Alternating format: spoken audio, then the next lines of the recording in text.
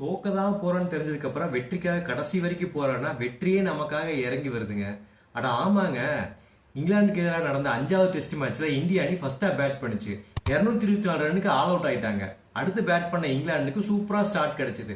சிராஜ் சூப்பரா பவுலிங் வீசினாரு. அவருக்கு ஈக்குவலா பிரசித் கிருஷ்ணாவும் பவுலிங் வீசினாரு. அவங்களும் 247 ரன்னுக்கு ஆல் அவுட் ஆயிட்டாங்க.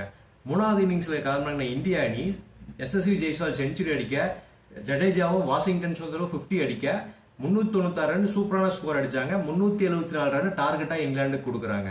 இங்கிலாந்துக்கு மறுபடியும் சூப்பரா ஸ்டார்ட் கிடைக்குது. 4வது நாள் முடிவுல வெறும் 35 ரன் அடிச்சா போதும், 4 விக்கெட் கையில இருக்குன்னு ரொம்ப ஸ்ட்ராங்கான பொசிஷன் தான் இருந்தாங்க.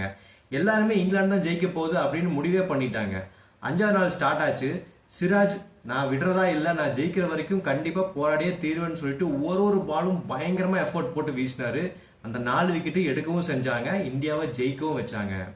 கிட்டத்தட்ட இந்த டெஸ்ட் மேட்ச்ல 1100 பாலுக்கு மேல வீசி 23 விக்கெட்டை எடுத்து ஃபர்ஸ்ட் பிளேஸ்ல இருக்காரு விக்கெட் டேக்கர்ஸ் லிஸ்ட்ல. இவர் மட்டும் இல்லைங்க, இங்கிலாந்து சேர்ந்த கிறிஸ் வோக்ஸ் உடஞ்ச கையோட ஒத்த கையிலேயாவது நான் பேட் பண்ணுவேன்னு சொல்லிட்டு களமிறங்கி நின்னாரு.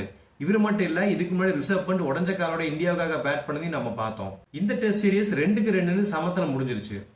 இந்த மேட்சை பத்தி நீங்க என்ன நினைக்கிறீங்கன்னு கமெண்ட்ல சொல்லுங்க.